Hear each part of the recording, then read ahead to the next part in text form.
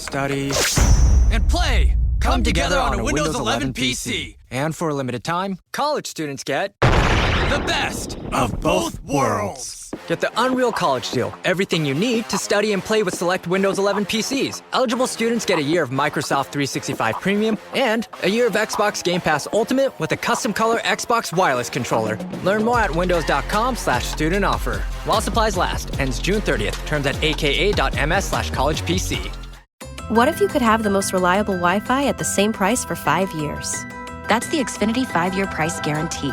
No annual contracts, no hidden fees, and our best equipment included. Plus, get online in minutes with same-day Wi-Fi. Just 5 years of fiber-powered Wi-Fi that boosts speeds to the devices that need them most. Lock in your price and unlock the possibilities. Xfinity. Imagine that. Select plans only. Restrictions apply. Powered by fiber, connected to the premises by coaxial cable. Actual speeds vary. You're tuned into All2ReelToo. Be sure to subscribe, download, share the show with a friend, and stop by all2reeltoo.com for our social links, Patreon, and TeePublic store info. Hi, I'm Chris. And I'm Jeremy.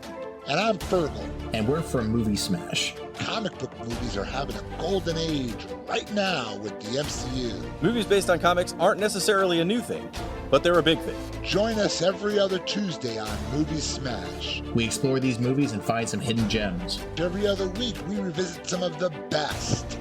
And some of the worst movies based on comics or graphic novels. Was Green Lantern as bad as you remember? Heck no! Is Time Cop the most accurate time travel movie ever created? Absolutely. Was Mystery Men way ahead of its time? Should they be revisited? Should they be forgotten? Join us on Movie Smash and find out.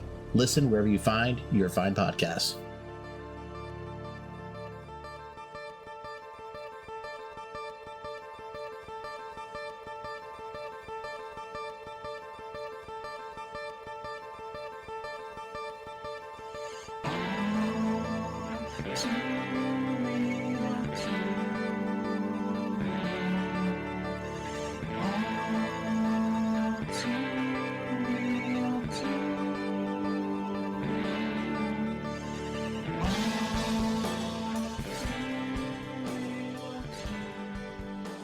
Okay, everybody, welcome to the latest episode of All2ReelToo. My name is Michael E. Cullen II, and with me, as always, is... Sesame, I will blame you if anything goes wrong in Carta. Me? No, just like in general. The general you? Like anyone, like I'll blame anyone if something goes wrong. Like just like the general, like the royal you, like the capital. So you're like a narcissist. Yeah, pretty much. So everything is a sociopath as well. What's that? So everything is everybody else's fault. Yeah, I would say so. No, not really. No, if anything, everything's my fault. No, it's like reverse narcissism. I think reverse narcissism is just like insecurity. Narcissism turned inward. Yeah, it's like, yeah, it's insecurity. So, yeah, exactly. And depression. Yeah. Excuse me. Well, speaking of somebody who's not depressed, should be. Today on the show we're covering another Disney Channel original movie. This time, the 2000 film Phantom of the Megaplex. Dum dum dum. So the Internet Movie Database logline for this movie is: a young man working at a cinema on a special premiere night discovers that the films being shown are full of strange and eerie occurrences. I don't get that. Okay, anyways, so yeah, I didn't say that either. Considering how the ending of the movie is revealed, it doesn't. No, I'm saying that log line doesn't really. Oh right, yeah, it doesn't really. Yeah, it is what it is, but it's not. So this was directed by Blair True, who directed recently Book of Mormon videos. Something called Meet the Mormons. What? Okay. Those are some recent ones. Oh, Prior okay. to that, he did like a Nickelodeon movie called Last Day of Summer. He did a movie called Little Secrets. He did a Chicken Soup for the Soul TV series. Okay. He directed a bunch of Power Rangers and a movie called The Paper Brigade. What's that about? It's I think I've seen this years ago. It was like a 1996 movie. It's about oh my god, about a 14-year-old tough guy from New York City moves to a small town called Pleasant Valley. He isn't doing well there until he meets a beautiful blonde and some nice guys. Okay. It's a kids movie. Yeah. Yeah. Cool. But yeah, I've just noticed something with IMDb. It keeps like making these like ads fill up the full screen whenever you change to a different page. Yeah, I'm tired of that shit. Yeah. Same thing with Disney fandom.wiki. It's weird. I found that Wikipedia tends to have better information than like the actual Disney fandom version of Wikipedia. I'm like, why? That shouldn't be having better information than like the actual site for that thing. But all right. And this movie, too, yeah. This movie was written by Stu Krieger, who most notably wrote The Land Before Time animated movie. Pretty good. He's I don't know what this is, but he wrote a TV series called Toot and Puddle.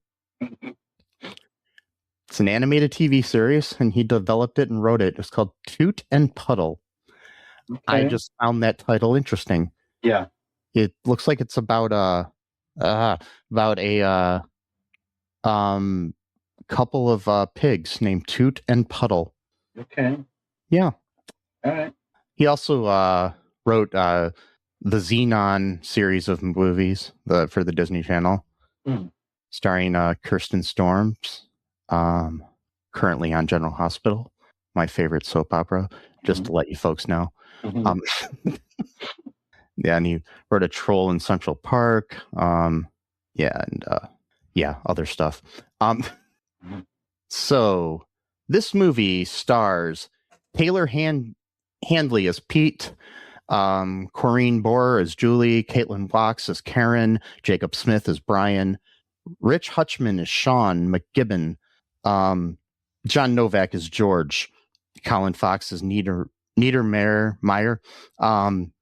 Mickey Rooney as Movie Mason. Yep. Ricky Maybe as Ricky, Julia Chantery as Terry, Joanne Boland as Hillary, JJ Stocker as Mark, Lisa Ning as Lacey, Joe Pengui as Merle. There's other people. Go down here to the one I wanted to point out, Carlo Rota as Tyler Jessamine. You know, Carlo was on Little Mosque on the Prairie, and he's currently on General Hospital as one of the best villains that show has ever had. He was also in Boondock Saints. He was. But he's in my opinion one of the best soap opera villains who's ever existed. Jen Sidwell on General Hospital currently. If you're not watching that, watch it.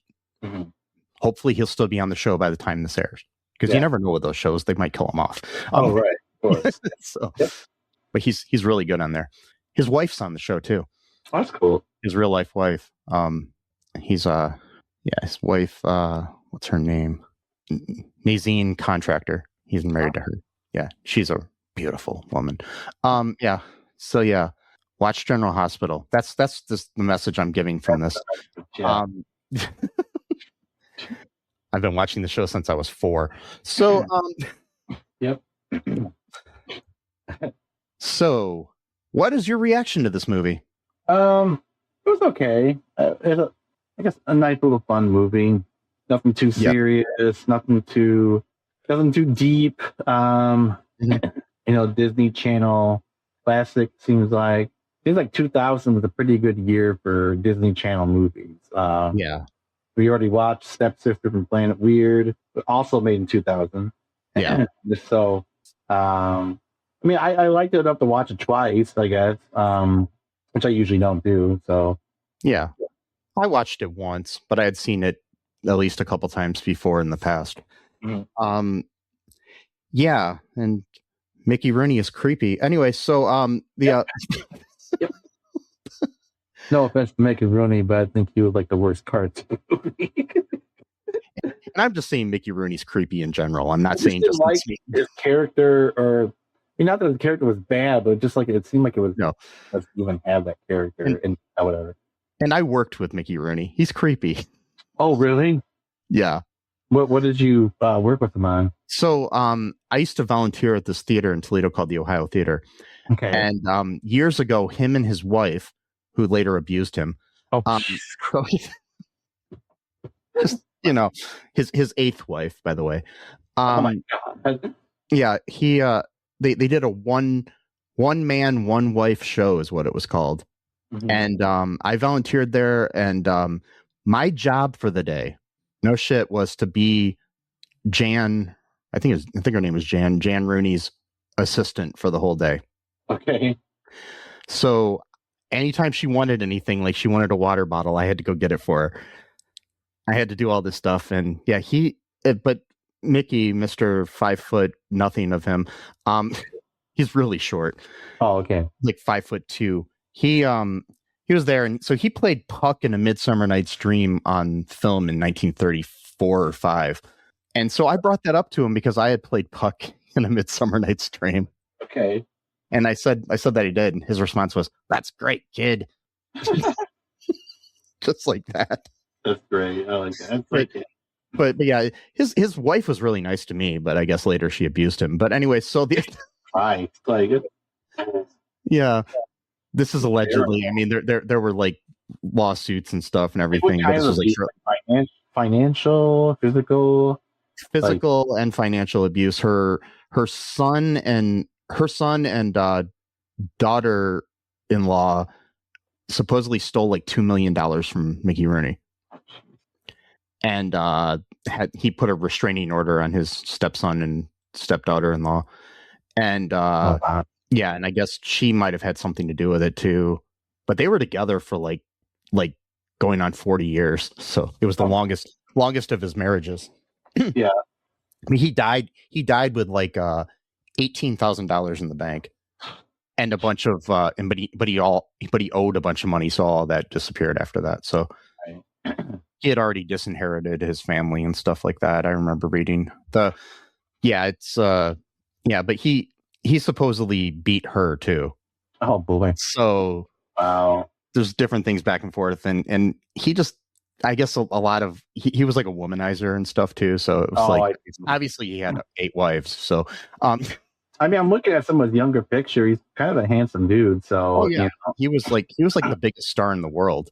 Oh, okay. At one point. From like 19, like he was the top box office attraction from 1939 to 41. Okay. So all right. Yeah, but he's appeared in over 300 films. So yeah, that's wild, man. Yeah, like starting in, he started in 1926 acting until 2014. I'm sorry, when he died. He was still acting like the whole time, basically. Yeah, like, really technically took like a full retirement or whatever. No, I mean his star was like, I mean he got to the point where he was doing Disney Channel movies and stuff, but still, so yeah. See, I never understood like when an actor said like they're retiring from actor or a musician. It's just like what if you just want to take like a 10-year break and like, I mean, like you don't have to quote retire, but like if you just like, 'cause for example, you never know if you want to do something later, like, yeah, right now you might be burned down. You're like, I can't do this anymore or whatever. But like, you don't know 10 years from now. A lot of actors and like musicians and stuff will retire and then come back. Right. But it's like, what's the point of even saying that? Like, just be like, yeah, I'm not going to do anything for a while. I'm just not feeling it. Maybe I'll come back and make a movie or do something. Like, it just seems odd to like, maybe they do it on purpose because they don't want to get a bunch of calls for roles or something like that, maybe, or something like that. I don't know. Yeah. That could be it too, right? Like, so, but anyway, yeah, okay. Very interesting. He was he was in the Night of the Museum movies even, like, okay. So yeah, like the last big movie he did was The Secret of the Tomb, Night of the Museum, Secret of the Tomb. Yeah. So yeah, he also played one of the most racist characters in the history of cinema. So really? What's that? In Breakfast at Tiffany's, he played an Asian man, in yellowface, basically. I don't think oh my god. Well, I think I might know what you're talking about. Yeah, if you look it up and look up a picture of Mickey Rooney in Breakfast at Tiffany's, it's one of the most racist caricatures of a Asian person ever. I literally typed in Mickey Rooney and AS, and then immediately says Asian face. Is one of the. Oh boy. Okay. Yeah, that's bad. that movie is amazing. I love Audrey Hepburn. The whole movie is great except for Mickey Rooney. Wow, that's bad. Yeah. So yeah. Anyways, he's in this movie playing. He's not a big part of the movie per se. Yeah. I mean, I'll tell you this about the movie. I really like the movie. I don't think it's anything great, and it's not even one of the best Disney Channel movies. I think the kid Taylor Handley, who stars in it, he's got a good charisma, whatever it was. He's got that it factor, but he didn't. He's still acting from what I know, but he's not like, I would have expected him to be like a big star, but I mean, he still is. He's been in like the Mayor of Kingstown and The Pit and things like that. I mean, he's still doing a lot of good stuff, but he just seems like one of those guys that would have been like a teen heartthrob or something. Yeah, something like that. Yeah. But he's got a pretty good career. He was also in Jack Frost. Wait, who did he play in Jack? Rory Buck in Jack Frost. It's our Jack Frost, the one that we reviewed with Ian. Not the horror movie. I know. Yeah, I'm trying to remember who that was. He was in Bird Box. I haven't seen that, but I've heard of it. Yeah, I don't know who Rory Buck was. Must have been he might be one of the bullies or something like that. Maybe he was the guy who said Snow Dad is better than No Dad or something like that. Yeah. Actually, I think he might be the one who said that. Actually, I'm not sure, but check out our TeePublic, and you can get yourself a Snow Dad is better than No Dad T-shirt. Yeah. Just let you know. Yeah. Designed by me. Anyways, so what goes down in the Phantom of the Megaplex town? Oh, so Pete, again played by Taylor, who we were just talking about. He's like a workaholic. He's like only 17 years old. He works at the Megaplex. He's an assistant manager. A little side note too. I actually saw a movie at this theater where they filmed this movie. Oh, okay. What? I mean, I'm 99% sure that when I was in Toronto years ago, I saw a movie at this theater because that's where they filmed it. So yeah. Yeah, it's like cheaper to make. You get like tax write-up and shit like that and make stuff in Toronto. But yeah, like he's like a workaholic. His mom even was like, hey, maybe we're too much there. Maybe like actually enjoy your life because you're only 17 years old. And he's like, no, I'm gonna be rich by working on a movie theater. Okay, I guess, I don't know. Which is doubly ironic, though not doubly, what's ironic with that is that he's always like making fun of his younger brother and sister for watching too many movies and knowing too much about movies. It's like, you work at a movie theater, but you don't watch movies. I was denied a job at a movie theater. What was that? I was denied a job at a movie theater because I was a film major. They told me I liked movies too much to work in a movie theater. Okay. That's literally what they told me. Maybe they were worried that you would do what Movie Mason does in this movie or something like that at one point. Yeah, but I don't know. I think they were just afraid I would turn people away from movies or something like he does in the movie, where he tells people not to see this, not to see that. Yeah, I mean, but then right after that, I got a job at Blockbuster Video. It still doesn't make any sense, but it's like, just because you like movies a lot doesn't automatically mean you're going to like tell people not to watch movies. Like that same week, I applied at Blockbuster, Family Video, and National Amusements Movie Theater. And National Amusements told me that, and Family Video told me that I had to cut my hair and my sideburns. Okay, and then Blockbuster. Yeah. So I was like, screw that, and then Blockbuster offered me a job. So. Yeah. It's so yeah, he's like a workaholic. He doesn't like movies for some reason, even though he works in the movie theater. I don't know how that works out. And then always castigating his siblings over like taking life lessons from movies, which that's another weird thing too about that, where it's just like like everyone, like a lot of people got this weird thing of like, where it's like, oh, you learned this from a movie as though it's like not a real lesson. It's like, well, how was it any different than reading a book and taking like a life lesson from a book? Like, you understand that movies were written by people, correct? So, I mean, the number one selling book in history is the Bible, and people take. So it's like, it just seems odd when people are like, "Oh, you heard that from the movie?" Ha ha! Like somehow it cheapens it. I'm like, if anything, I would think it's actually the exact opposite because of the fact that there is a scene being built. Anyway, I'm getting myself. Like, I do think you can take things if you take. Think life is going to be like a movie, then maybe you got issues where, you think that, because I do think it's hurt like relationships, the view of relationships on people, like, because you think that everything's going to work out where you all ride off into the sunset. You never see the next day after you ride off into the sunset, what happens then, Right, right, exactly. Yeah, that's true. And so like he basically, he gotta go to work later because they had like a morning meeting for what's going to happen later on in the day, because like you said, they're going to do this movie premiere for a movie called Midnight Mayhem or something like that. That's right. Yeah. And so like everything's going to be perfect. Mr. McGibbon, make sure you get that name right, because otherwise it's going to be problems if you don't get his name right. And he's like the real manager, like the senior manager, and he's like, everything's going to be perfect. Make sure you got your bow ties on exactly the way it's supposed to be, blah, blah, blah. But here's the kicker. Just as he's telling them their pep speech, his pep talk, whatever, not really a pep talk, more of like, I'm going to fire you if you don't do this correctly bullshit. So he gets a phone call from Mr. Niederman or whatever. Niedermeyer. I don't know why I said Niedermeyer. Yeah. And he's like, oh, I'm just letting you know, I'm going to make my son-in-law the manager of this movie theater. So he's like, oh, that's cool. I respect that, whatever. And he's like, well, the show must go on, like basically just swallowing down the anger and the rage or whatever. Make sure that he does a great job. More on that later.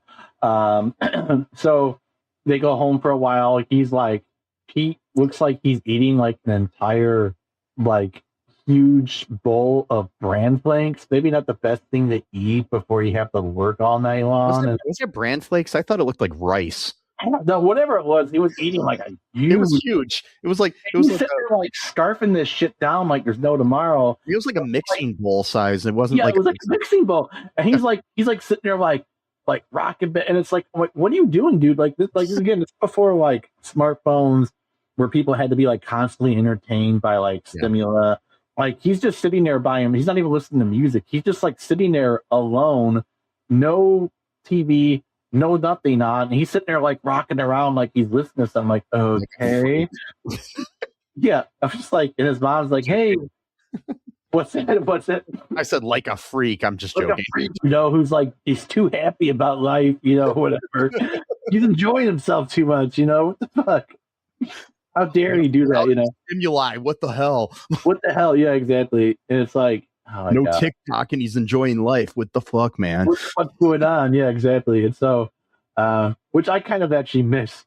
Yeah, I know. Me too. When I've been watching these movies, like Stepsister from Planet Weird, which what we talked about last week. Now, this one, I'm like not just nostalgic, just because like I was young at that age. Like that's obviously part of it, but like also like they had payphones.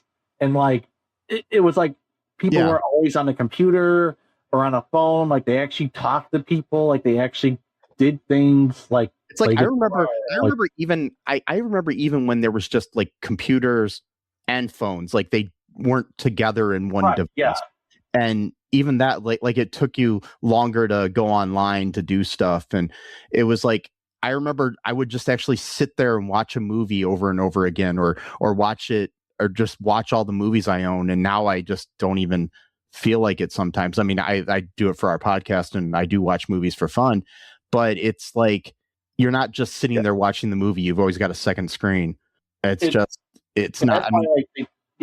I'm like remembering like one day, like years ago, where it was just me in my room watching Almost Famous, just enjoying it. It's just or watching, Citizen Kane just by myself, something like that. Like I don't do that as much as I used to. And I really should just maybe like put my phone in another room and just pop a movie on and watch it.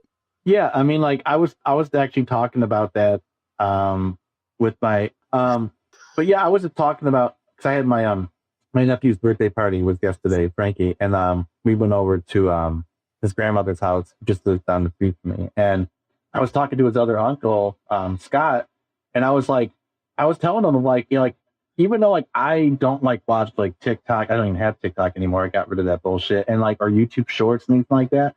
Even I still have trouble like watching a full movie on its own without taking breaks. Like I can't like it's like that was never an issue for me when I was younger. That was not even a thing like I could even like imagine being a problem. Like it just like going to the bathroom, something like that, sure, but like having to take a mental break from like an hour and a half long movie, like that was never a thing. Like that the idea of that even being a thing, it made no sense to me. You know what I mean? And yeah, it's like I still find that I'm able to watch TV shows better than I am movies lately for some reason. Like I'll watch like 5 episodes of Castle, but watching an hour and a half movie is daunting for some reason. Right. Yeah. But anyways, back to the movie here. Yeah, sorry. One thing we got to point out here is that the reason it's called Phantom of the Megaplex is that there used to be another movie theater where the Megaplex now sits that was demolished. No. And supposedly there was someone who was trapped inside the old movie theater when it was demolished, and he's the Phantom who's haunting, you know, the place. So obviously this is like a loose remake of Phantom of the Opera. So yeah, funny and fun and not depressing and all that jazz. Mm-hmm. No, all that jazz is a completely different movie. No, that's true. Yeah, you're right. Yep. Totally different movie. You're right. You're right. You're right. when you're right, you're right. I don't know. I'll tell you. And so yeah, and the mom has a boyfriend named George. Yep. That she's going out on a date with that night, and the little siblings. He's got a 13-year-old sister named Karen and a 10-year-old brother named Brian. He's got to take them to the theater, you know, to go see a kids movie named like Farmer Brown or something. Like a stupid generic looking movie. Who would even want to watch that anyway? Whatever. I mean, it looks so stupid and generic, and I think they made it stupid on purpose. But yeah, yeah, that was. I mean, that was part of the yeah. And so they've got to go there, and he's basically dropping them off, and he's going to check on them while he's working. Again, such a 2000 thing. Like you would not like today. Nobody would let you do that. Like, yeah, just leave your 10-year-old brother in a movie theater by himself. Like, I went to like years ago. I think my nieces I went to go see a movie by myself, and my nieces all went to go see another movie. You know, like it wasn't like this was like maybe 10 years ago. So yeah, something like that. So yeah, like nieces. But like back in nowadays, they'd be like, you can't do that. But again, like in the payphones, like in the, it's such nostalgia. Even just seeing the payphones inside the movie theater brought back shit. Like I must have at one point used one or something. You know, I don't, remember, but something probably, I probably used one. Like ask my mom, she picked me up in the theater. I'm done or whatever. Something like that. And it's just like that sense of like too much technology is kind of just it's like made things not fun anymore. It's there's too much stimuli, and it's like again, like you don't even see movies like this being made anymore because it's like because again, like people they're not living like this anymore, so they don't want to even see movies like this. It doesn't interest them anymore, and I don't know. I just find that really sad. I find that it's almost like a phantom memory, if you will. It's like a Phantom Menace. No, I'm joking. Wait, that's a different movie. That was a good movie too. I know people hated it, but I liked it. And Misa didn't like it that much. But anyway, so I liked it even when it came out, which is weird. I was like only like I like it better in retrospect. It actually if you watch like Andor, I like it better now. Looks it makes sense, right? Yeah. But like anyway, sorry, I'm not trying to go off on these tangents, but like basically like, everything starts fucking up at the movie theater as soon as they start preparing for shit. So what else happens? I'm trying to think. So he dumps the siblings off at the movie. But Karen decides to ditch Brian and go see this horror movie with her friends. So Pete is like setting up things for the day. Things like start going, problems everywhere. There's like candy falling all over the floor. He's also got like a girl that he's interested in that he's gonna get tickets to the premiere that night. But all these problems go wrong. The popcorn machine is randomly making too much popcorn for some reason. I don't understand how that happens. Yep. That was the popcorn situation or whatever. Like, I did find it funny though that they kept trying to turn it off and they couldn't turn it off, and then Pete walks up and he's like, "Did you try doing this?" And he just unplugs it. I'm like, "Oh, I guess we didn't think about that." Yeah. Okay. So yeah, and like all of his coworkers have like weird nicknames that he gave them and shit, and it's like, so everybody's got like these weird personalities. Like you got question mark. We've always asked the question whenever we told these. Yeah. It's like, do you mean use the one chick calls everybody hun and stuff, and right, honey and whatever. Basically saying she's like a grandmother in like a teenage body just because of how she talks, basically. So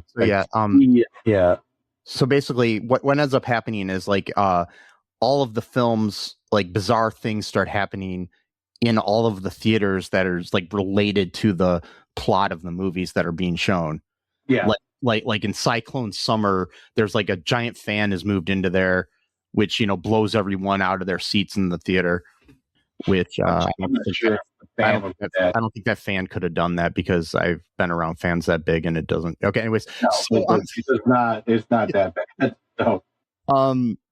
So what ends up happening is the siblings all run into each other and they start working together to try to discover who this rumored phantom is. And they start thinking it's different people. First off, they think it's this what is his name? Movie Mason, who is Mickey Rooney, which he would have been my first choice because he's creepy. But right. And it turns out he actually does live in the basement of he doesn't live, but he spends his time in the basement of the theater. The other thing too with Movie Mason is he used to work. His family used to own the theater that was there before, and he's decided that he works at this theater even though he's not hired, and he writes himself a schedule each week, which is so he comes in and stuff. It's kind of sad. It's very sad, but also like scary too, because it's like, oh my god, I got my schedule here. It's like, whoa. I mean, it reminds me of like when I used to work at Blockbuster, and there would be this one guy who was kind of a slower guy that came in every day, and he would like talk to customers and tell them what movies to rent and stuff. And he didn't work there. He was just a customer that came in like not every day, but like at least a couple times a week when I was there. We had our certain regulars. It was always interesting. You give people names and their names and stuff like that. And then I remember that like right before we closed, there was this one guy who always used to call me Steve. Okay. And the last week we were open, he looked at my name tag and he's like, "Your name's Mike?" Oh my god. Yeah, dude. I was like, yeah, it has been the last, like 5 years that I've known you. But yeah. Oh, I didn't know that, bro. Okay. Well, I just let it go. I was like, yeah, sure, I'm a Steve, whatever. Right. Like, yeah. Okay. Yeah. As long as he wasn't calling me names, I didn't give a shit. Right. But now, because of technology, I can go online and get that. So yeah, well, yeah, exactly. Yeah. Which I get these breakdowns where people start attacking me because they disagree with me, and it always ends up being that they make fun of my glasses for some reason. Right. It's like the big thing. I've always noticed that. I'm like, what is with the glasses? Like people are afraid of my blue glasses. I guess like they're always like, oh well, blah blah blah or whatever. Or they think I'm gay because of them, which they call me gay as an insult, and I'd be like, okay, I don't care, whatever, call me gay, I don't care. It's just like, because that's what they think is like going to be the thing, like, no, or whatever, like. But anyways, so they think it's Mason, who's that, and they go down in his little lair that he has, and he's got like, I don't understand how he's got all of these like old like movie posters and props and stuff down in this basement, and nobody's fucking noticed this. Exactly. They're just like, yeah, it's like weird as hell. Like I don't know, but then again, I mean, I did see that movie Roof Man, where this guy lived inside of a Toys R Us for like weeks on end, and nobody knew he was living there. So yeah, okay, so, that's wild. Yeah, it's a good movie, Channing Tatum movie. Roof Man. Okay, yeah, it's based on it. It's a true story. So yeah, but okay, yeah.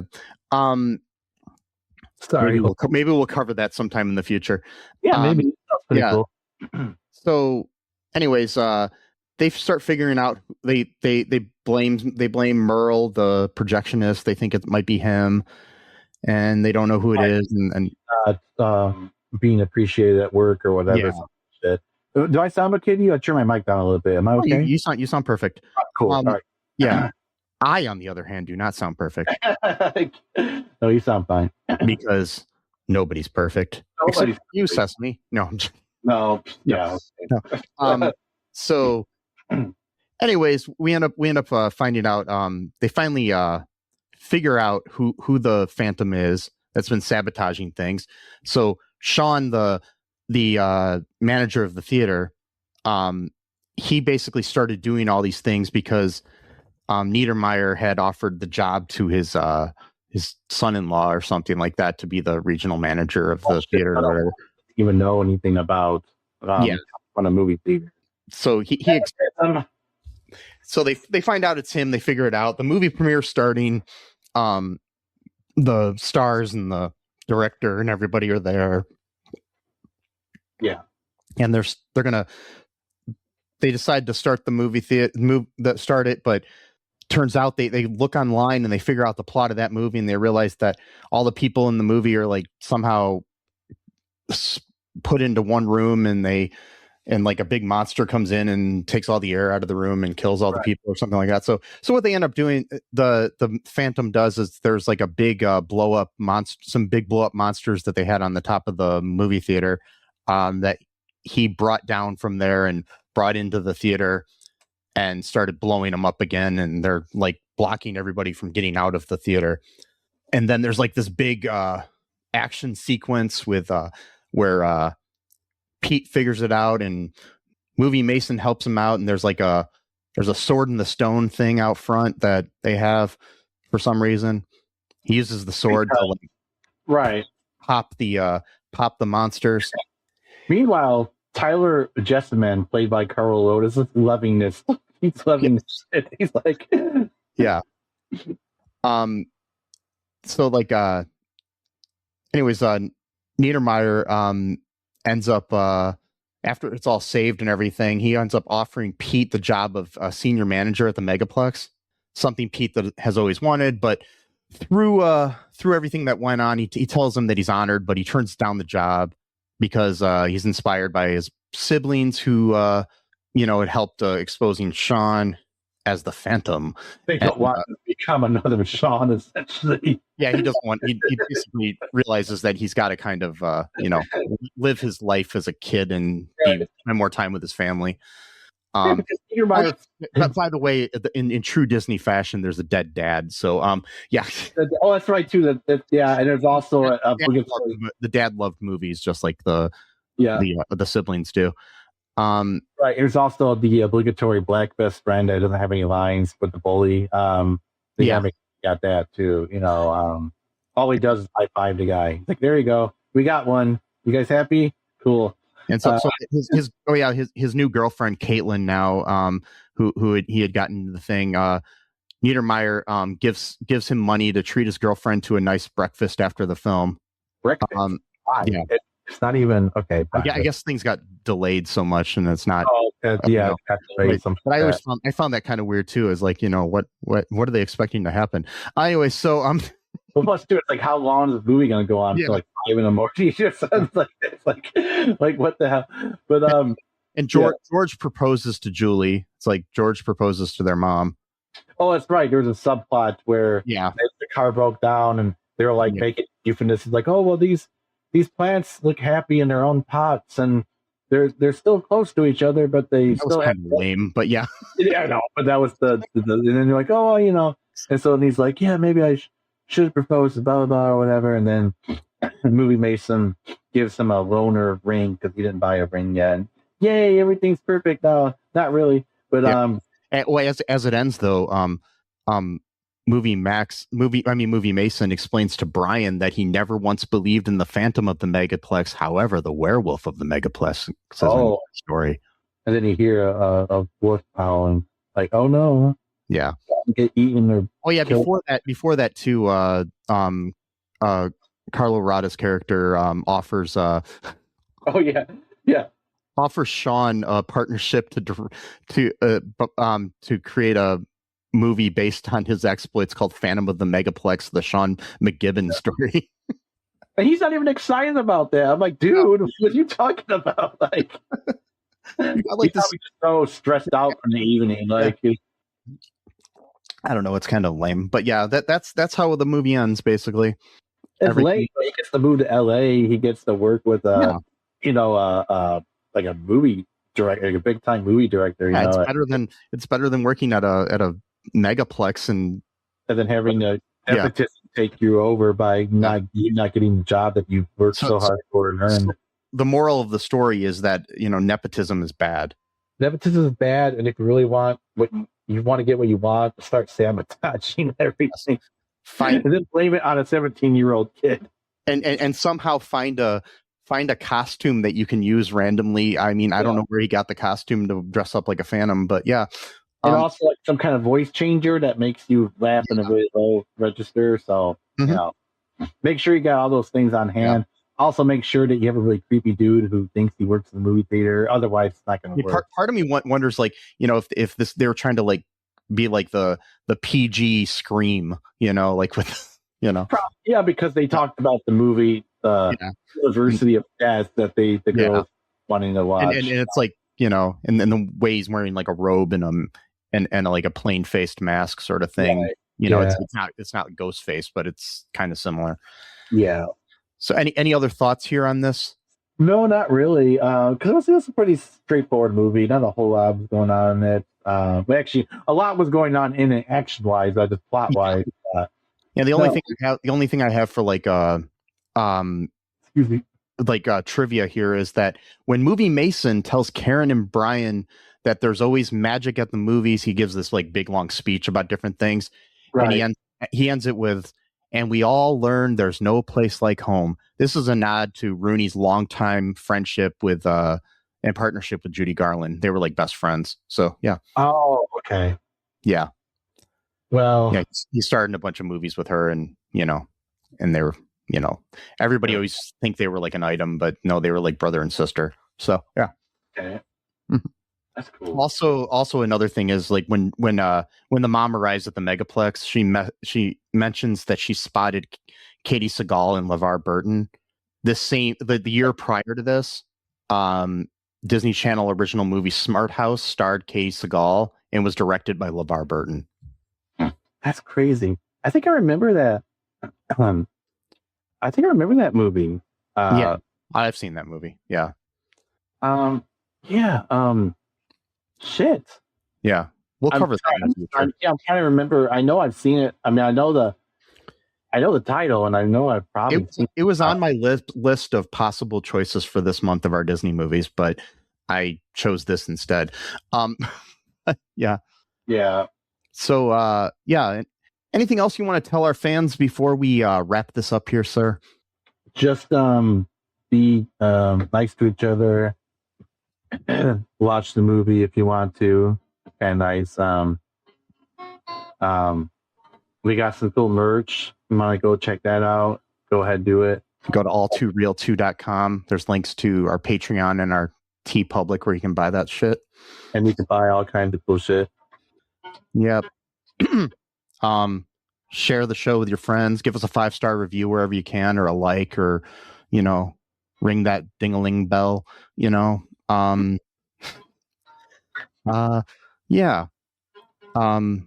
And be different. Be yourself. Yeah. Free Palestine.